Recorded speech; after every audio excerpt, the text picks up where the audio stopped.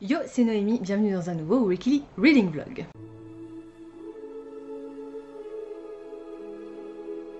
On est lundi, il est 19h21 et on est le lundi 14 juin. Vous avez eu une semaine sans vlog.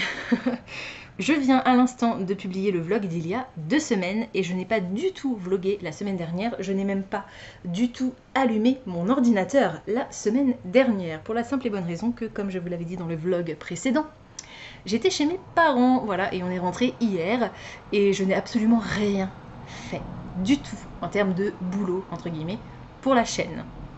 Hier, je vous ai filmé, monté, uploadé l'unboxing de la Fairy Loot du mois de mai, que vous aurez jeudi, pardon. Vous l'aurez jeudi, donc vous aurez vu avant cette vidéo l'unboxing, et c'est sûr et certain puisque il est programmé. Pas comme la dernière fois, je vous avais dit que vous l'aurez vu et en fait vous l'aviez pas vu puisque j'avais oublié de le monter. Le bouquin de la Fairy Loot du mois de mai, c'était Witches Steeped in Gold. Et donc c'est celui-ci que je vais lire ce mois-ci à la place de Les Saisons de la Tempête. Vous savez, quand j'ai fait ma palle des cartes, j'avais dit que je mettais Les Saisons de la Tempête pour la catégorie pavé, donc un roman de plus de 500 pages, mais c'était en attendant de recevoir celui-ci qui fait 532 pages, je crois, quelque chose comme ça. Donc il est bien, c'est bien un pavé selon mes critères, et voilà, cette édition est magnifique. Mais le read-along pour celui-ci commence normalement le 28 juin, c'est-à-dire qu'il va s'étaler en partie sur le début du mois de juillet, ce qui ne m'arrange pas du tout. Donc, je ne vais pas suivre le read-along, tout simplement. Je vais le lire en dehors du read-along, mais je vais revenir dessus juste après cette semaine. Donc, j'étais chez mes parents, comme je vous l'ai dit, et j'ai lu un petit peu. Alors, j'ai laissé de côté... Il est là. J'ai laissé de côté The Prison Healer, je vous l'ai dit pas la semaine dernière, mais dans le vlog d'il y a 2 semaines, que si jamais j'arrivais pas à me remettre dedans, j'arrêterais de le lire et je le reprendrai à un autre moment.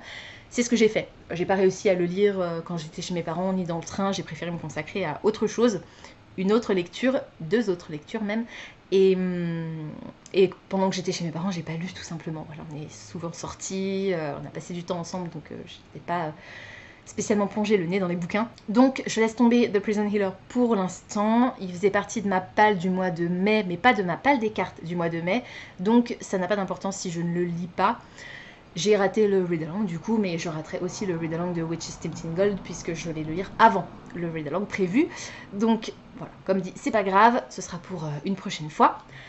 Par contre, dans l'unboxing de la Fairy Loot, vous avez vu qu'il y avait un Tiber Game, et ça c'est plutôt cool parce que ça va me permettre de faire évoluer ma palle des cartes, mais vous verrez ça dans la palle des cartes du mois de juillet. Du coup, comme je n'ai pas lu The Prison Healer, vous devez vous dire, mais alors qu'est-ce que tu as lu dans le train? Et je ne l'ai pas avec moi parce que je l'ai laissé à ma maman pour qu'elle le lise. J'ai lu le premier tome de la chronique de Bridgerton de Julia Quinn. Oh my god,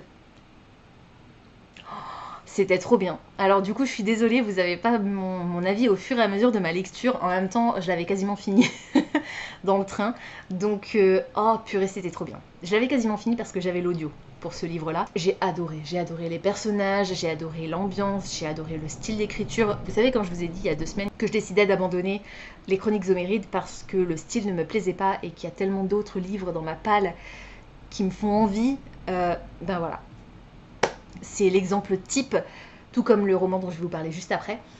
J'ai décidé, je le faisais déjà, hein, j'abandonnais déjà des bouquins, mais encore plus là, de ne pas me forcer en fait. Ça sert à rien d'attendre la moitié du bouquin. On va y aller à la proportionnelle, je sais pas trop à partir de combien de temps on peut dire que j'ai donné suffisamment sa chance à un livre. En ce qui concerne le style d'un auteur ou d'une autrice, voilà, je vais être assez radicale dans mes abandons de lecture à partir de maintenant.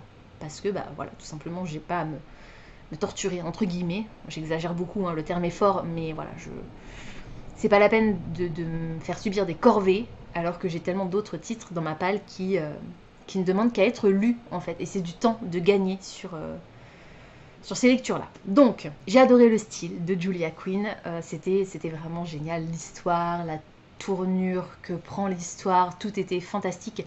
Je lui ai mis 19 sur 20 sur Livre Addict et 5 étoiles sur Goodreads. Il y a quelques petits éléments qui m'ont dérangé, là comme ça je me souviens plus trop exactement lesquels. Par contre, trigger warning, attention, il y a une scène de viol conjugal dans ce roman. Je préfère vous le dire parce que je suis tombée sur un article qui parlait de la série télé, de l'adaptation, et cette scène est reprise, ce qui est très bien parce que ça veut dire que le roman, l'adaptation est fidèle au roman et que le sujet est abordé. Parce que c'est dramatique, mais c'est la réalité. Et je veux pas rentrer dans les détails de cette scène pour ne pas vous spoiler. C'est horrible à dire, mais sur le coup, en lisant le roman, la scène m'a dérangée, mais j'aurais pas su dire pourquoi. Et en fait, j'ai mis les mots sur le fait que ce soit du viol conjugal seulement quand j'ai lu cet article et je me suis dit mais oui, mais c'est vrai, c'est exactement ça en fait. Et c'est ça qui m'a dérangée. Mais voilà, cette scène est là pour choquer et voilà, faire évoluer aussi les personnages d'une façon, enfin voilà, bon bref, je rentre pas spécialement dans les détails, mais c'était trop bien, j'ai adoré. Par contre, je suis pas sûre que je vais commencer tout de suite la série télé parce que je sais qu'elle mêle plusieurs, enfin, les histoires des personnages, des membres de la famille Bridgerton se croisent. Et comme chaque tome suit un des membres de la fratrie, voilà, j'ai peur de me faire spoiler des éléments des autres romans. Donc, on verra. En tout cas, c'était vraiment fantastique et je vous le conseille de tout cœur. C'était génial. Ensuite, j'ai commencé Rocaille de Pauline Cidre, que je vous mettrai aussi par ici parce que je l'ai en numérique. C'est un des finalistes du PLIB que je n'ai pas encore lu. C'est de la fantasy, je vous ai même pas dit de quoi ça parlait la chronique des Bridgerton, c'est de la romance historique, ça se passe à l'époque victorienne, on est en Angleterre et on va suivre la chronique de cette famille, tout simplement les Bridgerton et les membres de cette famille qui sont 8 enfants. Et voilà, tout simplement, on va suivre un petit peu leur évolution dans la société, leurs histoires de cœur, etc. C'est tout. Mais c'est trop bien. Et donc, Rocaille, pour l'instant, c'est encore vachement nébuleux. Je suis au tout début, je ne saurais même pas vous dire à quel moment je me trouve, je suis à moins de 10%, c'est sûr. Et j'ai pas réussi à rentrer vraiment bien dedans, mais parce que c'est assez... Ça m'a l'air un peu, pas onirique, mais vraiment... C'est de la fantaisie, mais vraiment hard. Ce qui fait que la semaine là j'étais carrément déconnectée, donc je pense que c'était pas vraiment le bon moment pour que je le commence. Je me demande si je vais pas le recommencer d'ailleurs, parce que comme je suis à moins de 10% et que j'ai encore le temps, pour être sûr de bien tout assimiler, tout comprendre, on rencontre un personnage qui est un roi qui est décédé et qui revient à la vie, qui est ressuscité. Et en fait ce roi a un frère et une sœur et... Il y a une malédiction qui plane sur cette lignée, sur cette famille. Ils ont du sang vert. Je sais pas trop comment l'expliquer, je me souviens plus spécialement des termes, je vous ai dit. Hein, voilà, j'étais pas vraiment dans le mood pour commencer cette histoire, donc je vais la recommencer cette semaine. En gros, ils peuvent faire pousser des plantes. Enfin voilà, ils ont la main verte, mais le côté magique de la main verte. Vraiment très très puissant. Et malheureusement, c'est quelque chose qui est aussi toxique pour eux. Et en général, c'est de ça qu'ils meurent assez jeune. Voilà, je ne sais pas, apparemment il a été assassiné mais je ne sais pas encore qui l'a tué et on a des éléments bizarres avec le frère et la sœur. Mais pour l'instant je n'en sais pas plus. Donc, premier objectif de la semaine, terminer Rocaille. Enfin, recommencer Rocaille et terminer Rocaille. Je pense que je ferai ça à partir de demain parce que ce soir je veux finir Les Enchantements d'Ambremer, le tome 1 du Paris des Merveilles de Pierre Pével. Je suis page 310. Chapitre 26. C'est le plus vieux livre de ma palle. Et... oh purée. Je m'éclate. C'est fantastique. Je me marre. Je trouve ça beau. C'est écrit d'une façon mais absolument phénoménale. J'en attendais pas moins de cet auteur parce que je sais que c'est limite the auteur de fantasy français. Et voilà, j'attendais vraiment, j'avais très très peur de pas l'aimer parce que justement, Pierre Pével c'est un peu pèse dans le game quoi, comme on dit. Donc, oh purée, je suis tellement contente de l'adorer. C'est fantastique. J'ai fait la connaissance de Griffon. Les noms des personnages, vous savez que c'est pas mon truc. Hein. J'ai fait la connaissance de Griffon qui est un mage. Ça se déroule à Paris, mais c'est le Paris des merveilles. On est dans un Paris steampunk. On est dans un Paris au lendemain quasiment de l'exposition universelle, quelques années après quand même, mais dans cette période-là, la tour Eiffel a été construite, mais la tour Eiffel n'est pas faite de métal telle qu'on la connaît, elle a été faite de bois magique, elle a été créée par des créatures fantastiques, et en gros, l'outre-monde, le monde peuplé de créatures fantastiques, des ogres, des orques, des fées, des sorcières, des gnomes, des trolls, des elfes. Le voile s'est déchiré en gros et les deux peuples cohabitent, les deux mondes cohabitent. Et donc on a Griffon qui est notre mage qui va se retrouver lié à une enquête de trafic d'objets magiques. Et parallèlement à ça, on a Isabelle de Saint-Gilles qui est une jeune femme assez étrange. Je vais pas trop rentrer dans les détails sur ce personnage parce qu'on apprend assez tard en fait qui elle est et quel est son rôle dans cette aventure. On a un chat avec des ailes, un chat qui parle et qui s'appelle Azincourt. Il parle avec un accent british. Ça me fait mourir de rire. J'ai la version audio aussi pour celui-ci, c'est pour ça que ça va très très vite. Je l'ai commencé hier dans le train. Donc ça va vraiment très très vite. Et ce soir je vais le finir, c'est sûr, parce que c'est trop bien. Oh, oh là là, c'est trop magnifique. Le style de l'auteur, les personnages, l'univers, le côté hyper familier de Paris avec les rues empruntées par les personnages. Même si j'habite pas à Paris, j'y suis quand même allée plusieurs fois et puis c'est quand même des noms qui reviennent très souvent. On parle de l'Opéra Garnier, on parle de la Bastille, on parle des Champs-Élysées. C'est voilà, c'est vraiment incroyable, la magie, vraiment la diversité des personnages, c'est incroyable. J'adore, j'adore, j'adore. Donc j'ai très très très hâte de reprendre et de terminer ma lecture. Et parti comme c'est, je pense que ce sera mon roman préféré du mois. Ça, c'est sans compter sur Rouille, que je vais essayer de finir. Donc objectif de cette semaine, terminer Les Enchantements d'Ambremer et recommencer et finir Rouille, non pas Rouille, Rocaille. Oh. J'ai un problème, Rouille, Rocaille. J'ai aussi lu Rouille dans le cadre du PLIB, mais non, là c'est Rocaille. Je vais y arriver. Hein. Et puis Witches Steeped in Gold, du coup ce sera peut-être plutôt pour la semaine prochaine. J'ai aussi l'audio pour Witches Steeped in Gold, donc il n'y a que Rocaille qui risque de me prendre un petit peu plus de temps, surtout qu'il est pas court, d'après mes souvenirs. On verra ça. En tout cas, voilà, ce soir je termine celui-ci, du coup je vous donnerai mon avis définitif demain. Et demain soir je reprendrai celui-là. Je suis trop contente. Alors, je ne vais pas vous parler des sorties aujourd'hui parce que ça fait déjà 14 minutes que je vous parle. Du coup, je vous reparlerai des sorties demain. Normalement, le lundi, il n'y a jamais trop rien qui sort, mais il y a des choses qui sont sorties la semaine dernière dont je ne vous ai pas parlé. Donc, je ferai ça très rapidement, j'espère, demain. Voilà. Écoutez, c'est tout pour aujourd'hui. Et puis, du coup, je vous retrouve donc demain pour la suite de ce vlog. On est mardi, il est 22h32 et je vous reprends seulement maintenant parce que j'ai fait pas mal de petites choses avant de enfin me poser. Alors, j'ai terminé comme prévu Les Enchantements d'Ambremer, le premier tome du Paris des Merveilles hier. C'était fantastique, je lui ai mis 20 sur 20. Voilà, c'était génial, énorme coup de cœur.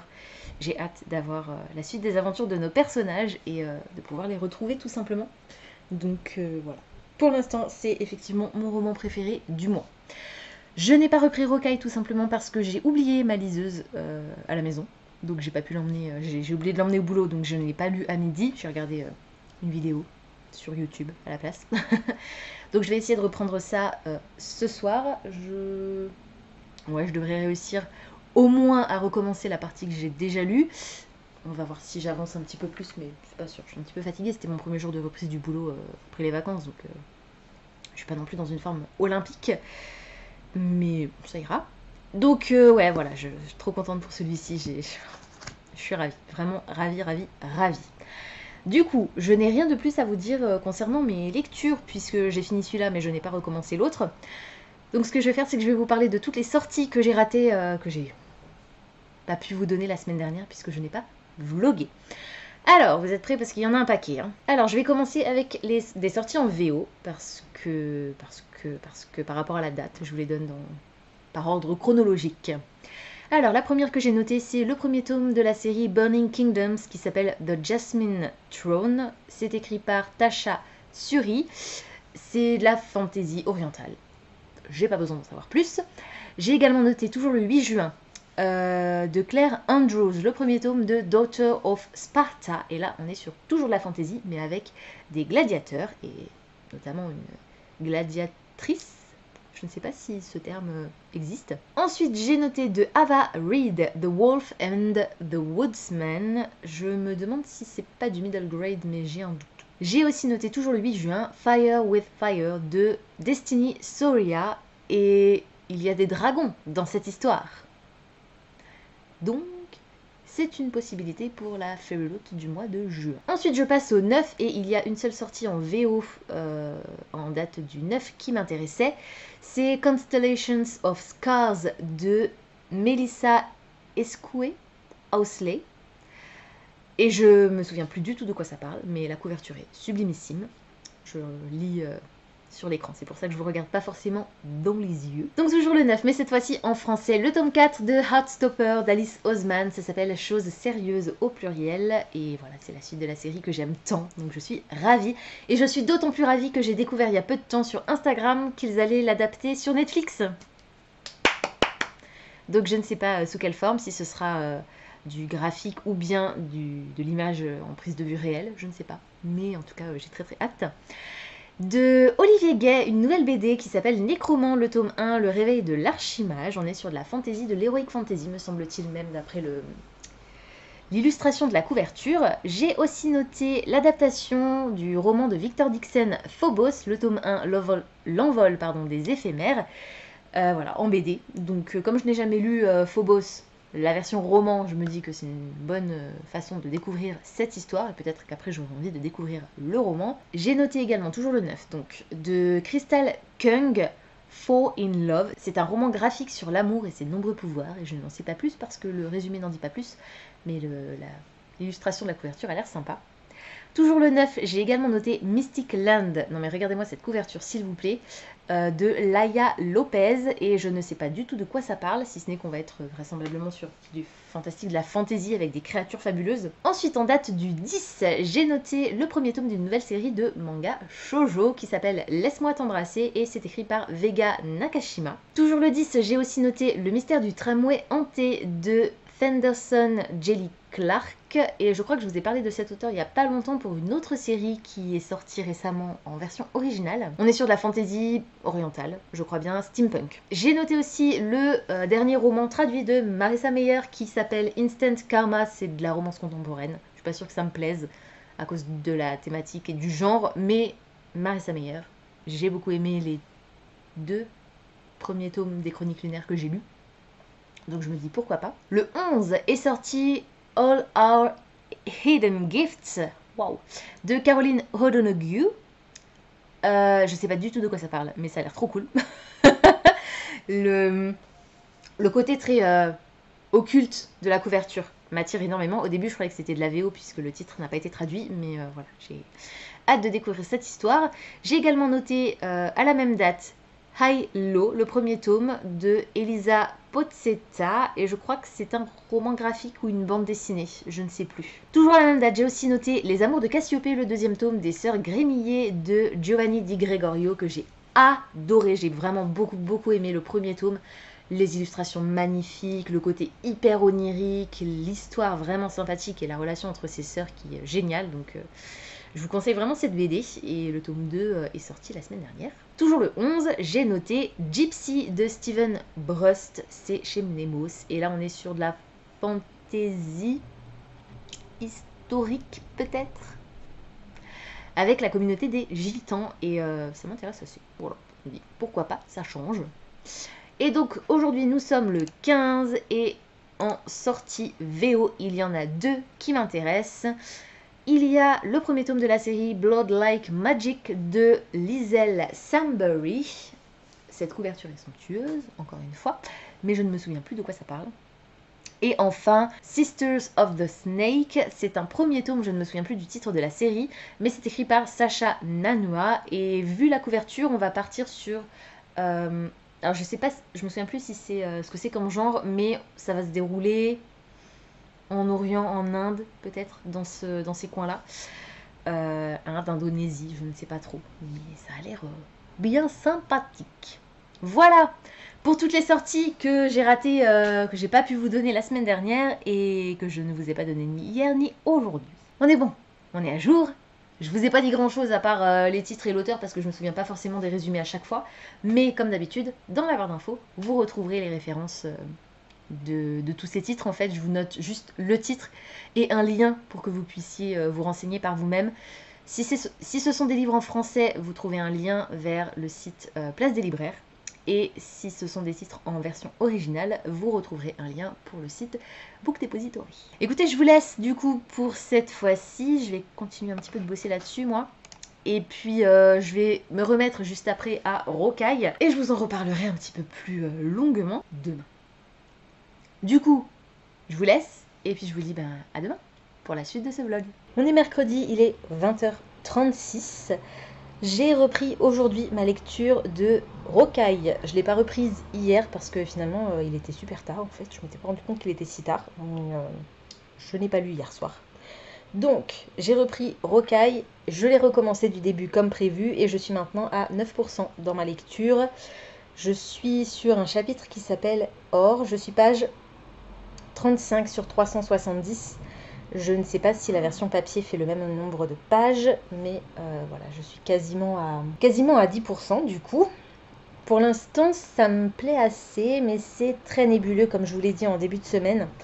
On va avoir un roi qui est ressuscité par deux personnages assez énigmatiques, à la demande d'un personnage qui ne l'est pas moins. Et on a également une histoire parallèle avec un bébé qui est né vraisemblablement avec un certain pouvoir magique qui est rejeté un petit peu par sa famille. Et on suit aussi l'évolution de ce personnage. Donc je suppose qu'à un moment donné, nos deux histoires vont se rejoindre. Mais je ne sais pas comment. Voilà, donc je peux pas vous dire grand chose. Il se passe pas mal de trucs au début de cette histoire. Mais moi-même n'en connaissant pas vraiment le contenu avant de le commencer, je voudrais pas vous spoiler en vous disant ce qu'il en est, tout simplement. Donc, ce que je vais faire, c'est que je vais ouvrir Livre Addict. Et puis, je vais regarder ce que dit le résumé. Ok, donc en fait, on va effectivement avoir les deux histoires qui vont se rejoindre à un moment donné, puisque pour remettre le roi qui a été ressuscité sur son trône, les deux personnages étranges et compagnie vont devoir retrouver ce fameux enfant qui vraisemblablement serait le dernier de leur lignée, qui s'est éteinte depuis des siècles, je crois bien. Donc à un moment donné, effectivement, ils vont bien se croiser. Et en gros, l'histoire, c'est ça. La reconquête du trône par un pas vraiment vivant. Donc, on va voir. Le style me plaît assez, même si c'est assez différent de ce que j'ai l'habitude de lire. Donc, on va voir où ça me mène. En attendant, côté lecture, c'est tout ce que j'ai à vous dire, à part que c'est ma lecture numérique, puisque le 9 de trèfle m'obligeait à choisir un livre numérique. Je ne vous ai pas précisé que la chronique des Bridgerton, c'était pour une histoire qui se déroule en Europe, parce que ça se déroule en Angleterre, et que Le Paris des Merveilles, ça je vous l'ai dit par contre, c'était le plus vieux livre de ma palle. Et il y avait Colors, mais ça date déjà d'il y a 2 semaines, c'était pour un graphique, une lecture graphique. J'avance. Dans ma palle des cartes, c'est le dernier, Rocaille. Puis, ah bah non, parce qu'il y a aussi Witches Steeped in Gold pour un pavé.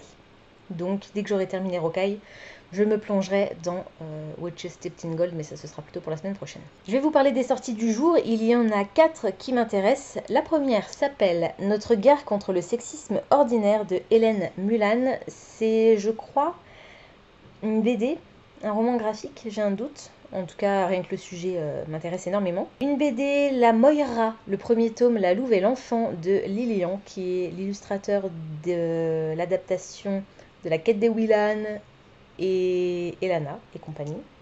Donc j'aime énormément le travail de cet illustrateur. Et du coup, j'ai hâte de voir sa nouvelle série. L'île aux escaliers, le premier tome de Yutaka Kono. C'est un manga. Et je crois qu'on va être sur une histoire un peu fantastique parce qu'il me semble qu'un des personnages est une sorcière. Et le dernier, c'est normalement le dernier tome dans la série 50 Shades of Grey qui s'appelle Mowgray, et c'est donc le 3e tome du point de vue du personnage masculin. C'est toujours écrit par E.L. James. C'est pas forcément hyper qualitatif au niveau du contenu ni de l'écriture. On va dire qu'entre temps elle a eu le temps de s'améliorer, E.L. James, puisque j'ai lu Monsieur, que j'ai beaucoup plus apprécié dans le style d'écriture. Ce sera la surprise, en tout cas ce sera pas pour tout de suite de toute façon, donc voilà.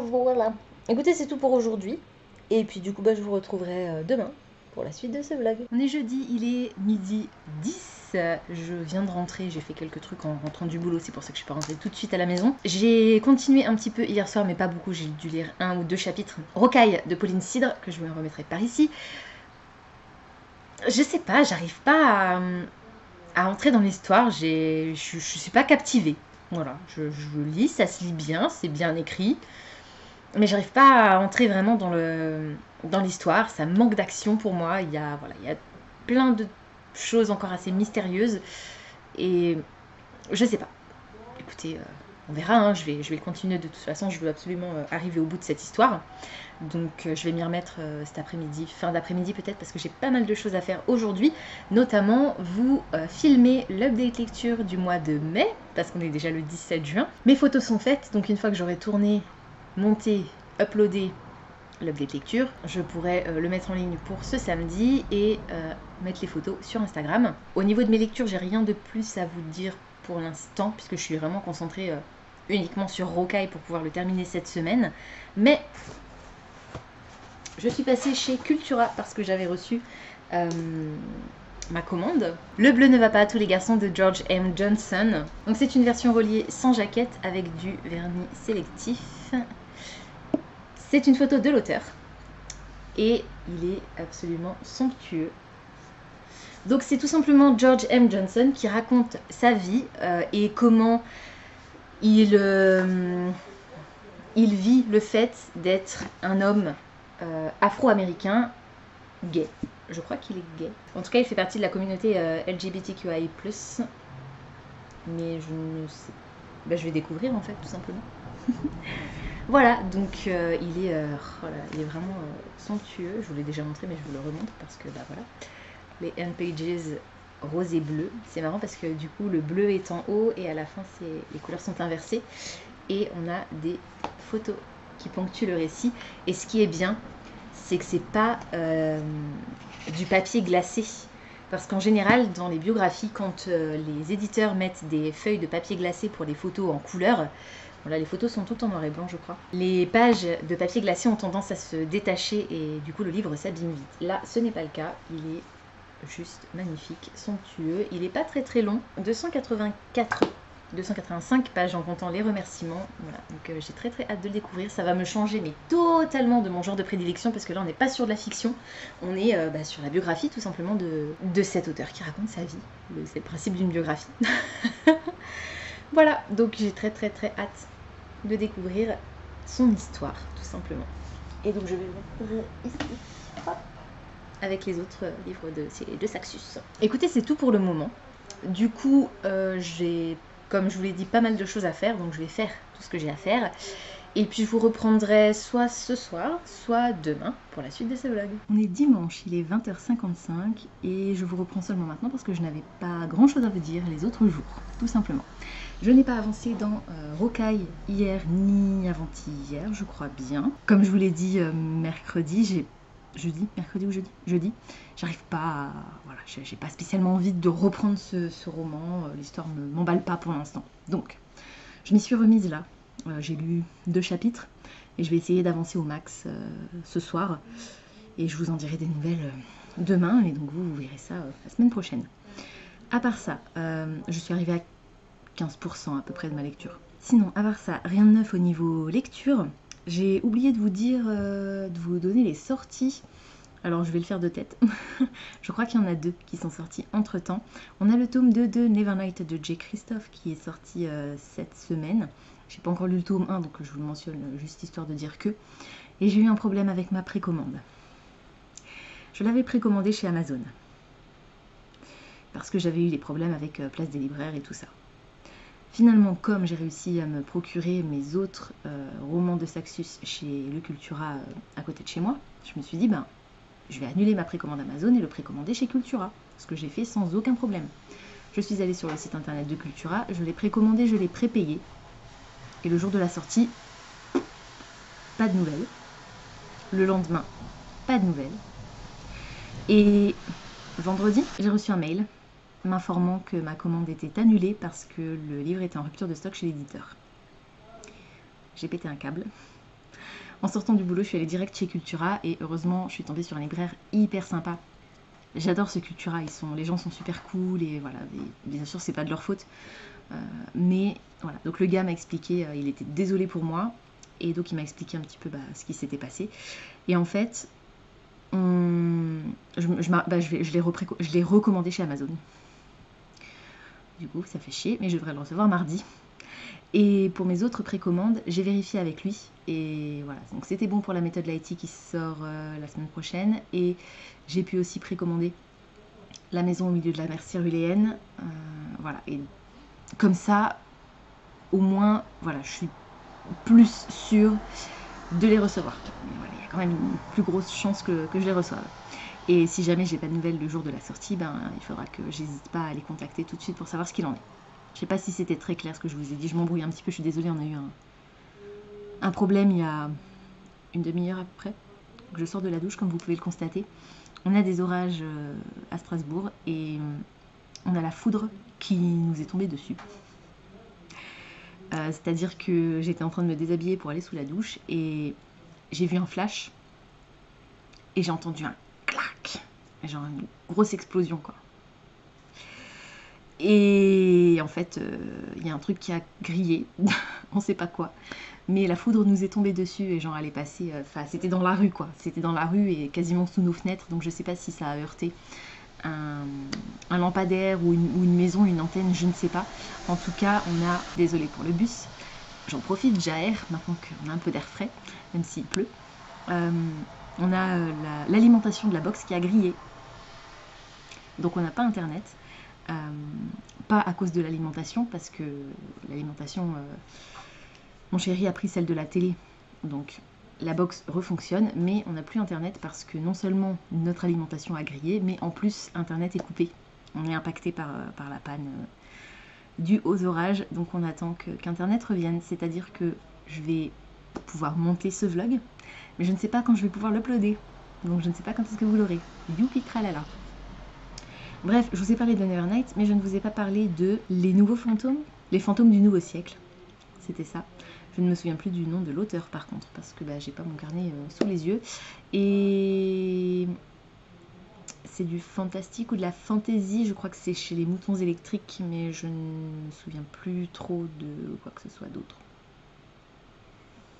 Ouais, je sais que c'est pas génial, mais bon, ça reflète un petit peu le l'après-midi, la fin de journée bizarre.